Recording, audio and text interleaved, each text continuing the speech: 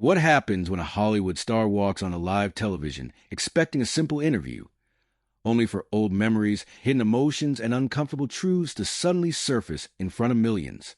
The studio lights of the View glowed brightly as the audience erupted in applause for Chris O'Donnell. Smiling calmly, he waved to the crowd like the confident actor everyone remembered from the 90s. But beneath that smile, something felt tense. And if you love dramatic celebrity stories that reveal what really happened behind the cameras, subscribe now to the Truth Narrator, like this video, and comment below the most shocking celebrity interview you've ever seen. As Chris sat down, one host asked softly, "When you look back at your career, which role still stays with you emotionally?" Chris paused. The audience became quiet. "Probably Circle of Friends," he admitted. Filming in Ireland felt magical. It didn't even feel like work. But then his expression changed. "When you're young in Hollywood," he continued quietly, "people start telling you who you're supposed to be before you even know yourself." The audience reacted immediately. The cheerful interview was suddenly becoming something deeper. Then came the name that shifted the entire mood of the studio: Al Pacino. Chris recalled filming Scent of a Woman with a legendary actor, describing Pacino's intense method acting. "He stayed locked into the character constantly," Chris explained. "Sometimes I forgot we were even filming." One host laughed nervously. "That intense?" Chris nodded seriously. You could feel everyone adjusting around him. His presence filled the room. The audience sat silently, hanging on every word. "It was intimidating," Chris admitted. That answer hit harder than expected, because it didn't sound like simple admiration. It sounded like pressure, fear, survival. "You learn quickly in Hollywood," Chris continued. "Either you survive emotionally or the industry changes you." The crowd burst into applause. One host then joked about Chris managing to avoid Hollywood scandals over the years. Chris smiled carefully. "That's because people only see what makes headlines." The audience gasped softly. For a moment, it felt like he was about to reveal something massive. But instead, he shifted the conversation toward his trip to the Vatican. Laughing, Chris shared how his mother begged him to bring a local newspaper clipping to show the Pope. "I thought she was overreacting," he said. Then he entered a room full of celebrities and spotted Spike Lee standing nearby. "That's when I realized my mom might have been smarter than me." He laughed. But even in the humor, there was honesty. "No matter how famous you become," Chris admitted quietly, "there's always another room where you suddenly feel invisible." The audience fell silent again. Then the conversation turned toward his new series, 911, Nashville, where he plays Fire Captain Don Hart. This time, Chris became visibly emotional. He spoke about the devastating fires near his home in Pacific Palisades and how witnessing real disaster changed him deeply.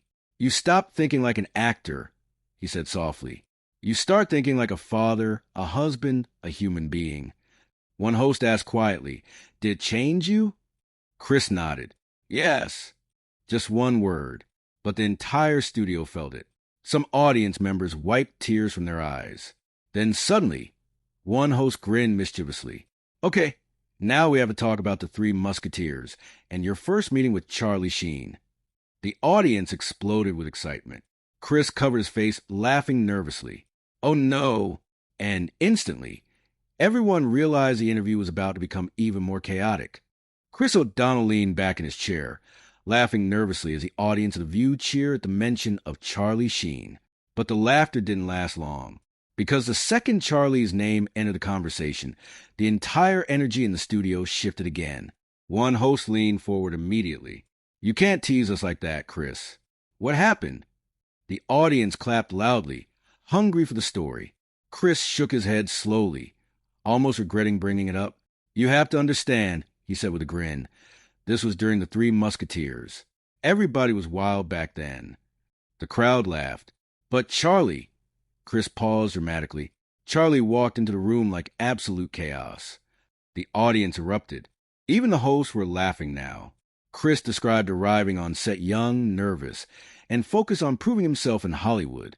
Meanwhile, Charlie Sheen entered with an energy so unpredictable that everyone around him immediately became alert. "You never knew what was about to happen," Chris admitted. One host jokingly asked, "Were you scared of him?" Chris laughed hard.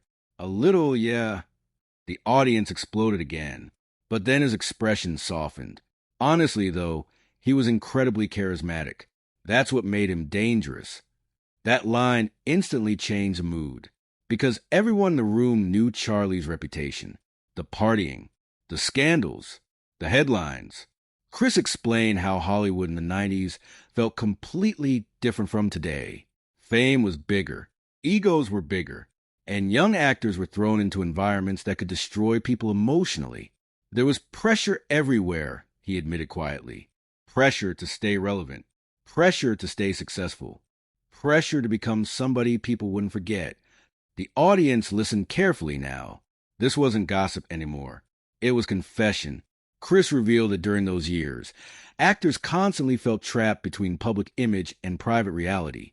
You're smiling for cameras while secretly exhausted, he said. People think fame solves everything, but sometimes it just hides the problems better. One of the hosts looked stunned. That sounds lonely. Chris nodded slowly. It can be. For a moment, the studio became completely silent.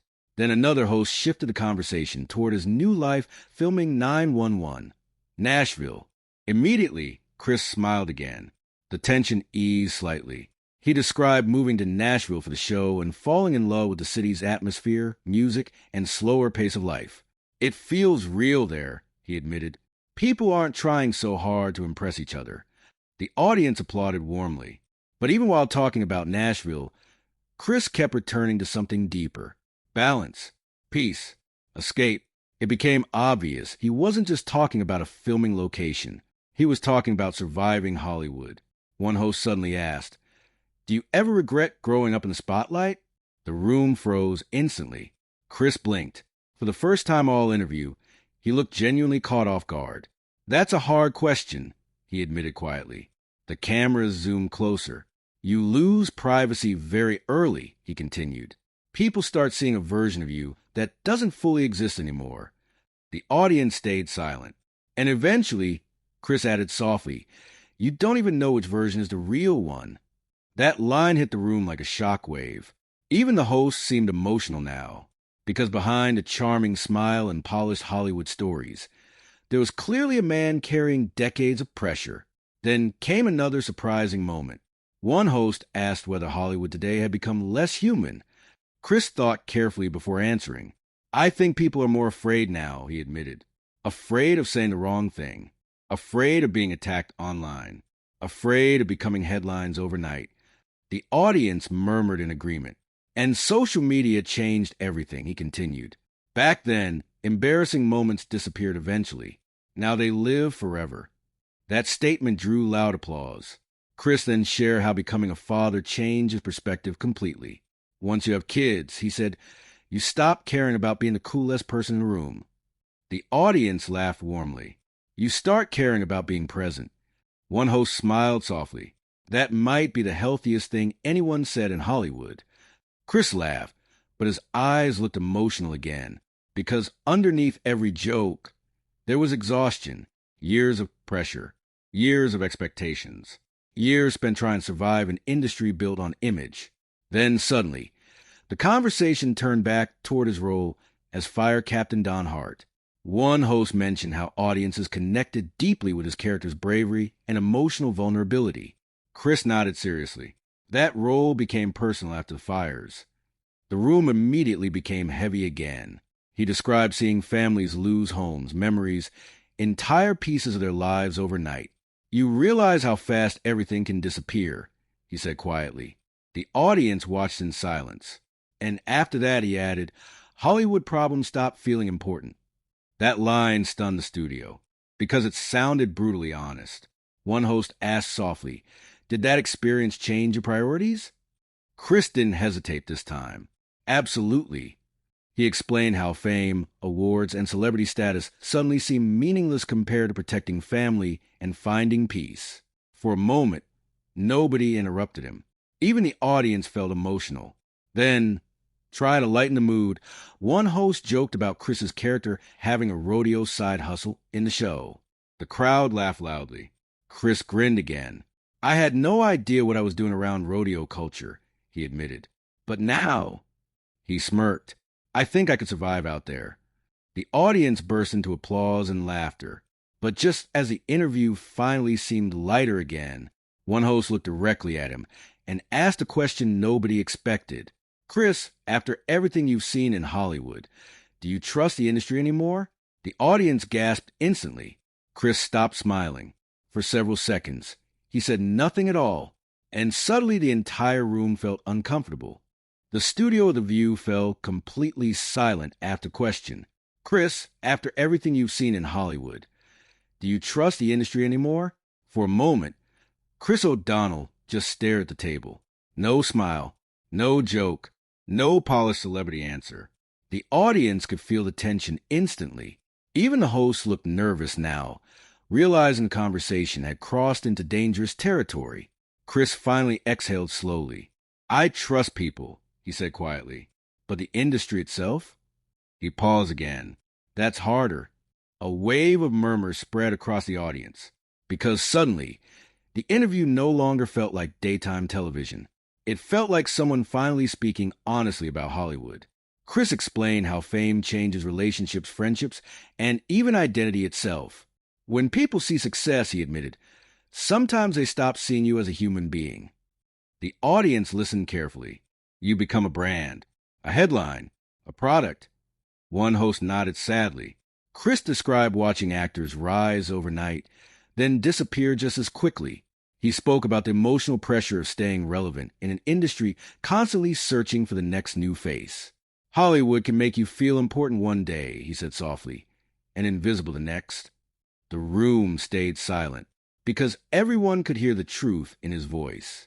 Then one host carefully brought up the chaos surrounding celebrity culture today. Scandals, online attacks, social media outrage, paparazzi pressure. Chris shook his head slowly. I honestly feel bad for younger actors now, he admitted. There's nowhere to hide anymore. The audience applauded loudly. Every mistake becomes permanent, he continued. People judge you instantly without knowing anything real about your life. One host asked quietly, did you ever feel trapped by fame? Chris looked down briefly before answering. Yes.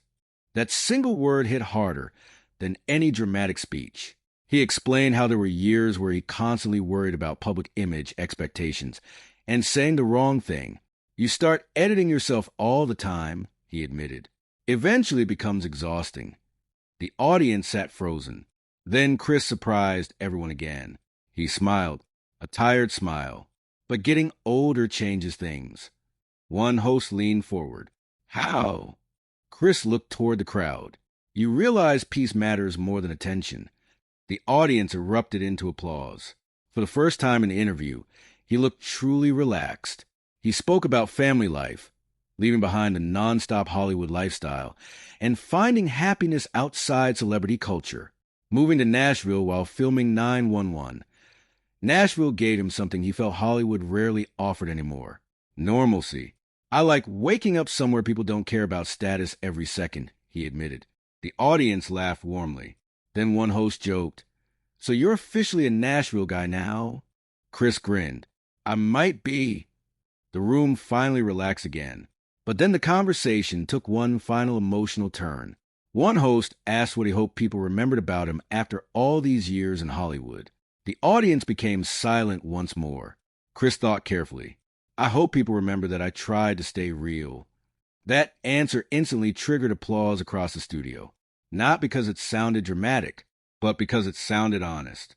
For decades, audiences had watched him play heroes, heartthrobs, and action stars. But during this interview, viewers saw something completely different. A man exhausted by fame. A father changed by real-life tragedy. An actor still trying to protect himself inside an industry known for destroying people emotionally. As the interview ended, the host thanked Chris warmly while the audience stood for a loud ovation. But online, that's where the real explosion began. Clips from the interview spread across social media within hours. Viewers called it one of the rawest celebrity interviews in years. Others praised Chris for speaking honestly about the emotional cost of Hollywood fame. Some fans were shocked by his comments about identity, pressure, and loneliness inside the entertainment industry. Meanwhile, Entertainment blogs and celebrity channels immediately began dissecting every moment. His comments about Al Pacino's intense acting style, his emotional reaction discussing the fires near Pacific Palisades, his uneasy honesty about Hollywood itself. Everything became headline material, and strangely enough, that vulnerability made audiences connect with him more than ever before. Because beneath the celebrity image, viewers saw something rare, someone telling the truth, not the polished Hollywood version, the human version. As the cameras faded and the music played, Chris waved goodbye to the audience one last time, but the emotional weight of the interview stayed behind long after he left the stage. And maybe that's why people couldn't stop talking about it. Because sometimes the most shocking celebrity moments aren't screaming arguments or public meltdowns. Sometimes they're quiet confessions, quiet truths, the kind that reveal what fame really costs behind closed doors.